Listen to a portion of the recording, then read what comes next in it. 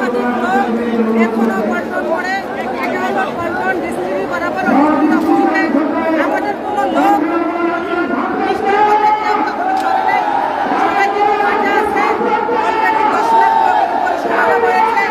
এখান থেকে হাজার হাজার কিলোমিটার করে পুরো তারণ্যের লোকজন আছে। তারণ্য ছাত্রদল, যুবদল, স্বেচ্ছাসেবক দল সোচ্চার আছে। আপনারা কেউ বৃষ্টির মধ্যে যাবেন না, সবাই মাঠে থাকবেন। কিছুক্ষণের মধ্যে দেশের জনাব তারেক রহমান তারণ্যের উদ্দেশ্যে, দেশবাসীর উদ্দেশ্যে ওনার গুরুত্বপূর্ণ বক্তব্য দেবে। ধন্যবাদ সবাইকে। সবাই শান্তি থাকবেন, সবাই মাঠে থাকবেন, কেউ মাঠ ছেড়ে যাবে না।